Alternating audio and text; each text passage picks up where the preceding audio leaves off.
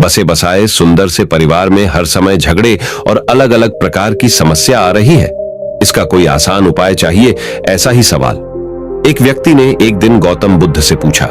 व्यक्ति बोला, है महात्मा, मेरी बुद्धि काम नहीं कर रही। क्यों मेरे साथ ही हर समय ऐसा होता है? मेरे घर पे हर दिन किसी न किसी बात को लेकर झगड़े होते रहते हैं और उन झगड़ों को सुलझाने में मैं असमर्थ साबित हो रहा हूं। कृपा कर इस समस्या का कोई हल बताए। बुद्ध उस व्यक्ति से बोले, चलो आज तुम्हें मैं 2 कहानियां सुनाता हूं, जिस कहानियों से तुम्हें अपनी समस्या का हल तुरंत मिले। दोस्तों, कहानी को शुरू करने से पहले वीडियो को लाइक जरूर कर दें। पहली कहानी कुछ इस प्रकार है। एक समय की बात है, एक गांव में सास बहू रहती थी। दोनों में छोटी छोटी बातों पर हमेशा लड़ाई होती रहती थी। सास अपना रसूख जमाने के लिए बहू को हमेशा खरी खोटी सुनाया करती थी। बहू भी कुछ कम नहीं थी, वह भी सास पर अक्सर पलटवार किया करती थी और सास को ताने मारते हुए पानी पीकर कोसती रहती थी। एक दिन गांव में संत आए। बहू ने संत की काफी आवभागत की। संत बहू की सेवा से काफी प्रसन्न भी हुए। एक दिन मौका देखकर बहू ने संत से निवेदन किया कि वह उसको कोई ऐसा उपाय बताए कि उसकी सास की बोलती बंद हो जाए। बहू के निवेदन करने पर संत ने कागज पर एक मंत्र लिखकर उसको दे दिया और कहा कि जब भी तुम्हारी सास तुमको बुरा भला बोले, तुम इस मंत्र को कागज पर लिखना और अपने दांतों के बीच दबा लेना। दूसरे दिन जब सास ने बहू के साथ झगड़ा किया और उसको अपशब्द कहे, तो सास ने संत के कहे अनुसार किया और उस मंत्र को कागज पर लिखकर अपने दांतों के बीच दबा लिया। इस स्थिति में बहू सास को कोई जवाब नहीं दे पाई। ये सिलसिला लगातार 2-3 दिनों तक चलता रहा। एक दिन सास ने बड़े प्रेम से बहू से कहा, अब मैं तुमसे कभी नहीं लड़ाई करूंगी, क्योंकि अब तुमने मेरी गाली के जवाब में गाली देना बंद कर दिया है। बहू ने मन में सोचा, मंत्र का असर हो गया है और सास ने हथियार डाल दिए हैं। दूसरे दिन बहू संत के पास गई और कहा कि मेरी सास पर आपके दिए हुए मंत्र का असर हो गया है और उसकी सास ने अब उससे लड़ाई करना बंद कर दिया है। संत ने बहू को जवाब देते हुए कहा कि यह मंत्र का नहीं, मौन का असर है। इस कहानी को बताने के बाद अब गौतम बुद्ध उस व्यक्ति से बोले, तुम्हें अभी भी पूरी तरह इस कहानी का मतलब नहीं समझा है। अब मैं तुम्हें एक और कहानी सुनाता हूं, जिससे तुम्हें अपनी समस्या को खत्म करने का सही उपाय मिले। दूसरी कहानी को गौतम बुद्ध कुछ इस प्रकार शुरू करते हैं। बुद्ध बोले, एक गांव में मेरा बहुत बड़ा आश्रम था। वहां पर एक प्रसिद्ध बौद्ध गुरु रहते थे। वहां पर उनका एक शिष्य बहुत ही ज्यादा बोलता था। वह हर समय इधर उधर की बातें करता था। जब वह दान लेने के लिए जाता तो हर घर से एक नई कहानी लेकर आता और आश्रम के दूसरे शिष्यों को सुनाता था। एक शिष्य की दूसरे से बुराई करता, चुगली करता और दूसरों के सामने अच्छा बनने का प्रयास करता। खुद के मुंह से ही खुद की ही तारीफ करता रहता और हमेशा खुद को गुरु के सामने सबसे बुद्धिमान और उत्तम साबित करने का प्रयास करता। वह खुद को सभी शिष्यों से अलग और श्रेष्ठ मानता था। उसका कहना था कि मैं एक अमीर घर का बालक हूं। अगर मैं चाहता तो एक आरामदायक और सुविधाओं से भरा जीवन जी सकता था, लेकिन मैं वह सब छोड़कर यहां आ गया क्योंकि मुझे सत्य की खोज करनी है, खुद को जानना है, जीवन को जानना है। इसीलिए मेरा त्याग तुम सबसे बड़ा है। एक दिन गुरु ने आश्रम के सभी शिष्यों को बुलाकर कहा, आप सभी को अगले 1 महीने के लिए कोई ना कोई संकल्प लेना है।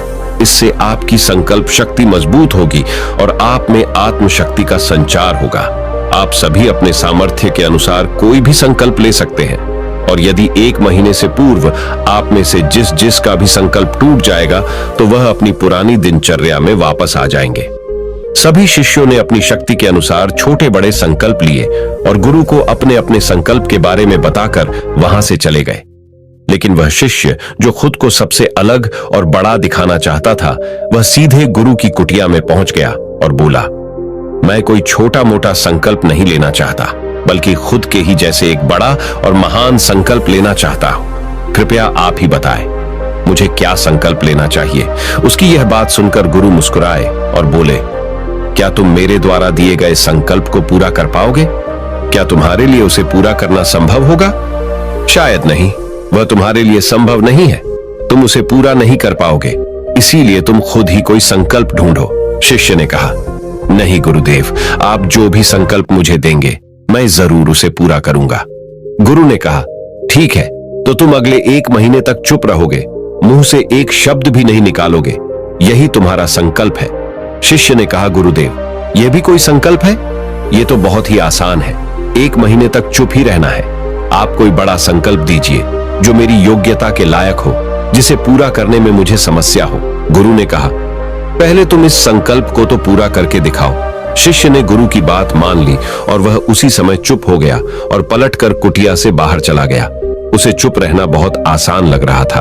उसने एक दिन तो जैसे तैसे चुप रहकर काट लिया, लेकिन दूसरे दिन से उसके मन में ना बोलने का बोझ बढ़ने लगा। तीसरे दिन उसे भारीपन महसूस होने लगा और चौथे दिन उसके अंदर एक अजीब सी बेचैनी होने लगी, क्योंकि आसपास आश्रम के सभी शिष्य एक दूसरे से बातें कर रहे थे। वह भी अपना पक्ष उनके सामने रखना चाहता था और उनकी बोलती बंद कर देना चाहता था, लेकिन उसका संकल्प उसके आड़े आ रहा था। इसीलिए वह पूरे दिन सिर्फ मुंह और आंखें बनाता रहता। इसी तरीके से कुछ दिन और बीते और वह शिष्य बीमार पड़ गया। उसका सिर फटा जा रहा था। उसका खाने पीने तक का मन नहीं कर रहा था। वह सिर्फ बोलना चाहता था। वह गुरु के पास गया और उनके सामने बैठकर लिखकर उन्हें बताया, गुरुदेव, मैं बोलना चाहता हूं, बिना बोले मुझे सांस नहीं आ रही, मेरा दम घुटता जा रहा है, मैं अंदर ही अंदर पागल हुआ जा रहा हूं, मैं क्या करूं, संकल्प तोड़ दूं क्या?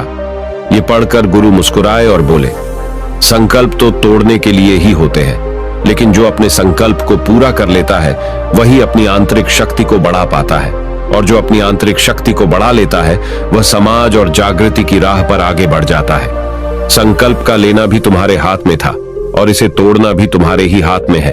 तुम्हारे बहुत से भाई अपने संकल्प को तोड़कर अपनी पुरानी दिनचर्या पर वापस आ चुके हैं। अगर तुमसे नहीं हो पा रहा तो तुम भी संकल्प तोड़कर अपनी पुरानी दिनचर्या पर वापस जा सकते हो। लेकिन याद रहे, अगर आज तुम इस छोटे से संकल्प को नहीं संभाल पा रहे तो तुम अपनी बाकी की पूरी जिंदगी को कैसे संभाल सकोगे? बाकी फैसला पूरी तरह से तुम्हारे हाथों में है। गुरु की यह बात उस शिष्य के दिल में चोट कर गई। वह बिना कुछ बोले वहां से वापस चला गया और खुद को अपनी कुटिया में बंद कर लिया। वह केवल अपने जरूरी कामों के लिए ही कुटिया से बाहर निकलता, बाकी सारे समय कुटिया के अंदर ही बैठा रहता। 15 दिन बीत चुके थे और आश्रम के लगभग सभी शिष्यों का संकल्प अब तक टूट चुका था, लेकिन उसका संकल्प अभी भी जारी था। संकल्प लेने के बाद से अब तक उसने एक शब्द भी नहीं बोला था। सारा आश्रम हैरान था कि इतना बोलने वाला इंसान चुप कैसे हो गया। 15 दिन बीतने के बाद वह दोबारा अपने गुरु के पास गया और लिखकर बताया है, गुरुदेव, मैं बाहर से तो चुप हूं, लेकिन मेरे भीतर बहुत सी आवाजें अभी भी हैं, बहुत सी चीख पुकार और शिकायतें हैं। मैं अंदर ही अंदर बात करता रहता हूं। मेरा मन तरह तरह के प्रश्न पूछता रहता है। मैं बाहर से जितना मौन हूं, भीतर से उतने ही शोर शराबे से भरा हुआ हूं। क्या इस तरह से मेरा संकल्प अभी भी जारी है?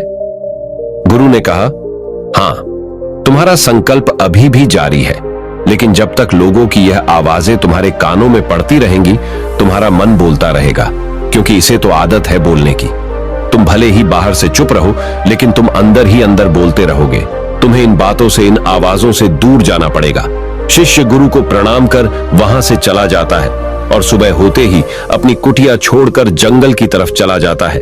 कई दिन बीत जाते हैं, संकल्प का समय भी पूरा हो जाता है, लेकिन शिष्य लौट कर नहीं आया। आश्रम में सभी को डर था कि कहीं जंगली जानवर ने उसे खा ना लिया हो।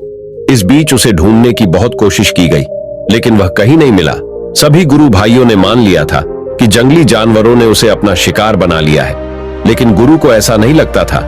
एक दिन आश्रम का एक अन्य शिष्य गुरु के पास आया और बोला, गुरुदेव, हमारे उस अधिक बोलने वाले भाई के साथ क्या हुआ होगा? क्या जानवर ने उसे मार दिया होगा?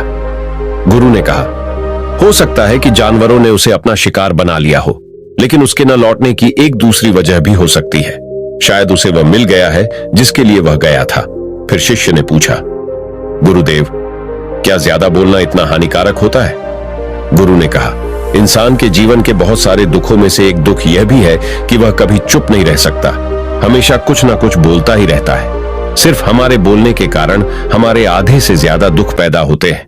परिवार के अधिकतर झगड़ों की वजह हमारा बेमतलब बोलना ही होता है।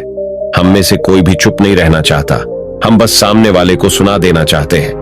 जो भी हमारे मन में है सब निकालकर उसके मन में बैठा देना चाहते हैं, उसे समझा देना चाहते हैं कि देख, तू गलत है और मैं सही।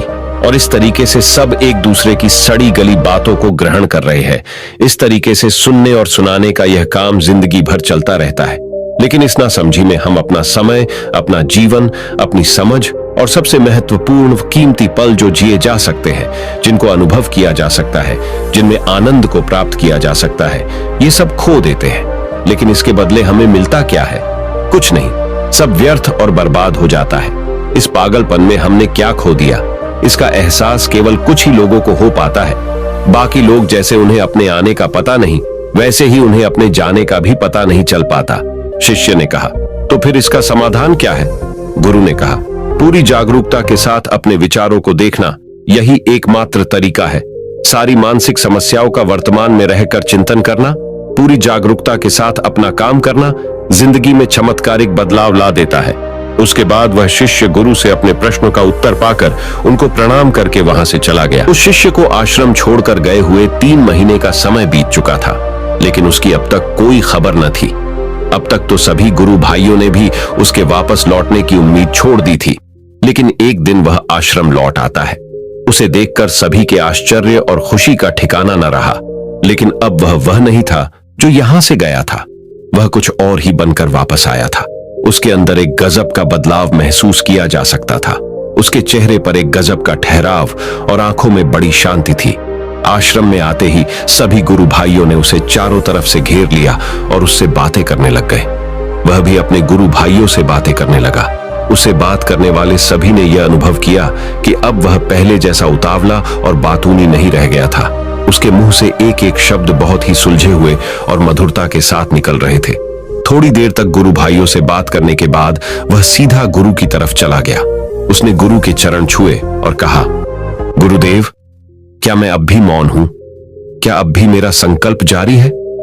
गुरु ने कुछ देर तक शिष्य की आंखों में बड़े ध्यान से देखा और कहा, हां, तुम अब भी मौन हो। तुम्हारे मुंह से एक भी शब्द निकल नहीं रहा और तुम्हारा संकल्प अभी भी जारी है।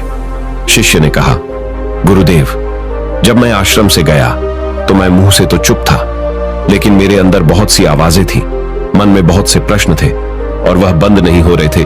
तो मैं जंगल में चला गया, इस उम्मीद से कि वहां मुझे शांति मिलेगी और मेरे मन की बकबक कम हो जाएगी। लेकिन मैं जितना एकांत में जाता गया, मेरे अंदर की आवाज उतनी ही तेज होती गई। मेरे भीतर की पुरानी से पुरानी आवाज मुझे सुनाई देने लगी। तब जाकर मैंने महसूस किया कि मैं कितना गलत कर रहा था। जब मैं अपने परिवार वालों, दोस्तों को और गुरु भाइयों को बुरा भला कहता था, तो उस समय मुझे लगता था कि मैं सही कह रहा हूं। जब मैं गुरु भाइयों की एक दूसरे से चुगली करता था और उनका मजाक बनाता, तब भी मुझे यही लगता था कि मैं उनसे बेहतर हूं और मैं सही कर रहा हूं। लेकिन उस दिन मैंने पहली बार महसूस किया कि मैं कितना गलत बोलता था। काफी दिनों तक ये आवाजें, ये शिकायतें मेरे अंदर चलती रहीं, लेकिन धीरे धीरे करके एक दिन ये सारी आवाजें मेरे अंदर से समाप्त हो गईं। अब मैं भीतर से भी मौन हो गया। उस घने जंगल में बाहर से कोई बोलने वाला था नहीं और भीतर कोई आवाज बची ही नहीं थी। और मैं उस दिन पहली बार मौन का सही अर्थ समझा। मेरे चारों तरफ बहुत ही शांति थी। हालांकि अभी भी कुछ आवाजें आ रही थी जो पहले भी आती थी, लेकिन मैं उन्हें सुन नहीं पाता था। पर अब वह सभी आवाजें मुझे स्पष्ट रूप से सुनाई दे रही थी। हवा के चलने की आवाज, चिड़ियों के चहकने की आवाज और पानी के बहने की आवाज, ये सभी आवाजें मैंने पहली बार पूरे होशपूर्वक सुनी। अपने चारों तरफ इतनी शांति मैंने पहले कभी महसूस नहीं की थी। तो इस शांति को भंग करने के लिए मैंने पहली बार अपने मुंह से कोई शब्द निकाला। मैं चिल्लाया, हे ईश्वर, ये कैसी शांति है? सभी कुछ इतना शांत क्यों है? ऐसा क्या हो गया? लेकिन मेरे चिल्लाने के बाद भी शांति भंग नहीं हुई। सब कुछ पहले जितना ही शांत था, बाहर भी और भीतर भी। हे गुरुदेव, मैंने अपने गुरु भाइयों से बात की, मैंने आपसे बात की। मैं बोल रहा हूं, मैं चल रहा हूं, मैं सब कुछ देख रहा हूं, लेकिन मैं अपने भीतर एकदम एकांत में हूं, मौन में हूं, भीड़ में होता हूं, तब भी भीतर से अकेला एकांत में होता हूं। जब मैं खुद में भी शोर करना चाहता हूं, तब भी एकांत में ही होता हूं। अब सब दिखाई पड़ने लगा है, सब सुनाई पड़ने लगा है। गुरु ने कहा, जब तक हम बाहर की तरफ बोलते रहेंगे, भीतर अशांति ही रहेगी। लेकिन जिस दिन हम भीतर की तरफ मुड़ जाएंगे, तब हमारे मुंह से कुछ भी निकलेगा, हम शांत ही रहेंगे। दुनिया में जितनी भी बुराइयां हैं, ज्यादातर हमारे बोलने से ही उत्पन्न होती है, क्योंकि हम चुप रहना नहीं चाहते। ऐसे ही समाज में लोगों का जीवन दुखों से भर जाता है, जो हमेशा एक दूसरे को सुनाने में लगे रहते हैं। कभी एक दूसरे को सुनना नहीं चाहते, समझना नहीं चाहते, और चुप रहना तो उन्होंने कभी सीखा ही नहीं। क्योंकि चुप रहना उन्हें छोटा महसूस करवाता है। गौतम बुद्ध उस व्यक्ति से बोले, तुम्हारी समस्या यह है कि तुम चुप रहना नहीं जानते। दुनिया की सभी लड़ाइयों का कारण हमारा बोलना ही है, इसलिए हमें सिर्फ उतना ही बोलना चाहिए जितना जरूरी हो, क्योंकि व्यर्थ का बोलना ऊर्जा को नष्ट करना है, और ये बोलना ही हमें कभी अपने भीतर की ओर लौटने नहीं देता, क्योंकि ये हमें बाहर की ओर खींच कर रखता है, और बाहर है ही क्या इस संसार के अलावा। लेकिन अगर अपने भीतर के संसार की ओर मोड़ना है तो इस मुंह को बंद ही रखना चाहिए। इसीलिए जितने भी बुद्ध हुए, आत्मज्ञानी हुए, वह सभी एकांत की ओर भागे, ताकि उन्हें ज्यादा न बोलना पड़े, ज्यादा सुनना न पड़े। वह एकांत में रहे और शांत रहे, इसलिए आसानी से भीतर की यात्रा कर पाए। लेकिन अगर कोई चाहे तो इस संसार में रहकर भी एकांत में रह सकता है, शांत रह सकता है, लेकिन इसके लिए उन्हें अपनी ऊर्जा बचानी होगी, जिसे वह अब तक अपने व्यर्थ के शब्दों में बर्बाद कर रहे थे। दोस्तों, इस कहानी की सीख यही है कि व्यर्थ का बोलना ऊर्जा को नष्ट करना है। ज्यादा और व्यर्थ बोलना ही हमें अपने भीतर की ओर लौटने नहीं देता, क्योंकि यह हमें बाहर की ओर झुकाए रखता है। और जिन्हें भीतर की यात्रा करनी है, उन्हें अपने मुंह को बंद ही रखना चाहिए। मनुष्य की प्रवृत्ति ऐसी है कि वह अपने मन में चल रही बातों को दूसरों को सुनाना चाहता है, और दूसरा भी आपके साथ ठीक वही काम करता है। ये बातें किसी अन्य या तीसरे व्यक्ति से संबंधित हो तो सुनने सुनाने का काम और भी दिलचस्पी से होता है। आप फिर जब कभी भी बैठते हैं तो इन्हीं बातों को फिर से दोहराया जाएगा, और फिर से इन्हीं बातों पर विचार करेंगे।